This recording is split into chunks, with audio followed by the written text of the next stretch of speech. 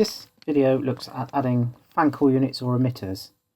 You can see at the top here in the insert menu we have an option here called fan coil units emitters. This can be used for 2-pipe, 4-pipe fan coil units, or it could be used for an air handling unit heater battery arrangement. It's a generic symbol that can be used to cover a multitude of sins. So let's say we're going to take the example that I want a 4-pipe fan coil unit sitting in the corridor serving these 4 rooms as a specific zone. What I can do is select the space, because you have to select the space you're going to place the appliance in. You then select fan coil unit stroke emitter, and this will give you the dialog box. This is where you can put the various dimensions of the fan coil unit in based on manufacturer's information, so you have an idea of what you want to put in there. The elevation, this is to the underside of the fan coil, so bearing in mind the ceiling grid is at 3 meters, I'm going to place this at 3.1 meters or 3,100 millimeters. Manufacturer's data can be entered as well, and then you can apply cooling coil information, the heater battery load, and the electrical details. Now, when placing in a space that you're serving, what I would do initially is put 30 kilowatts in there. We can see the output for the space is 29.48. I'm not actually serving this corridor in reality, but I do have to enter the load in order to place the appliance. Likewise with the heater battery load. And then the electrical details.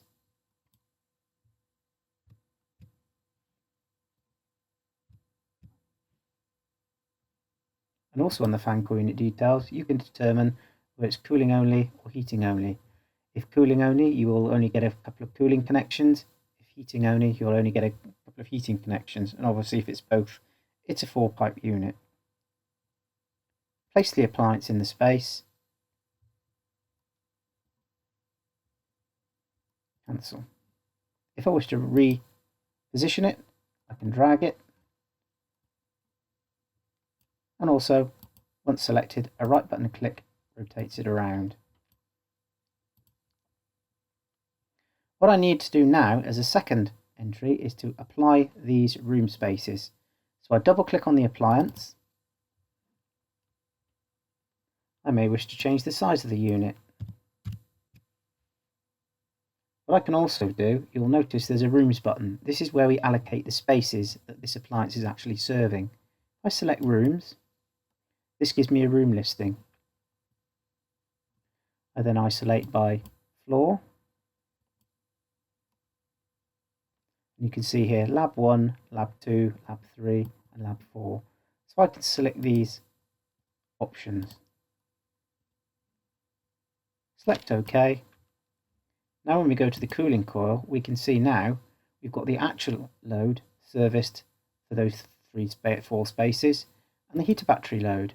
So those figures are now revised. They're no longer looking at the corridor. That is no longer included. So I then select the next size up from my selection from my manufacturer's detail. So let's say the next appliance is 13 kilowatts.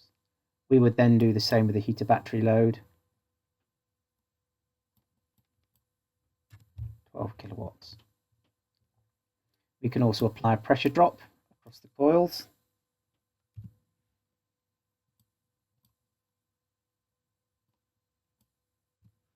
And also on the heater battery, if it's a LPHW heater battery, you can use an estimate based on the estimate of content of the fan coil unit heat exchanger in litres.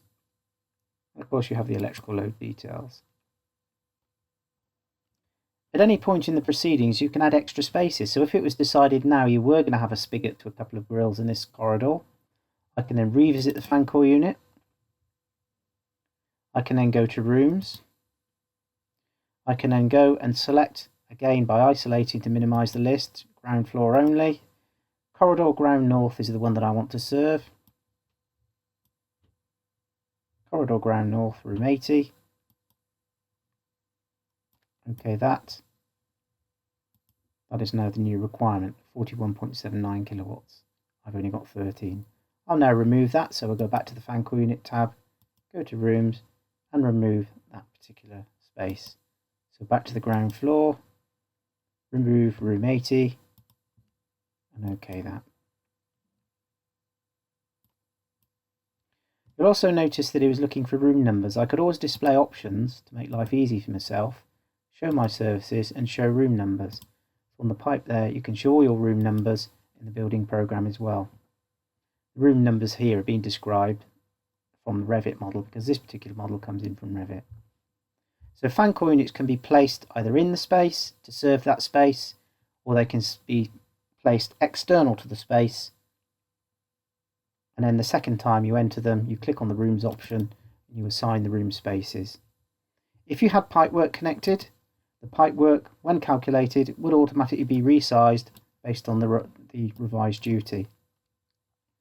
You would then run the pipe runs from the heating section by going to the insert heating option and putting your flow and returns in. If you're doing chilled water, you would go to the cooling option. That would look at the cooling requirement, size the pipes, flow and returns on those pipe connections based on the cooling requirement of that unit. When exporting via MEP links into Revit, the box that you've typed in and the dimensions will be assumed in the Revit. So whatever dimensions you type in for your fan coil unit here, they will be the same size, depth, height, length in the Revit via the MEP links.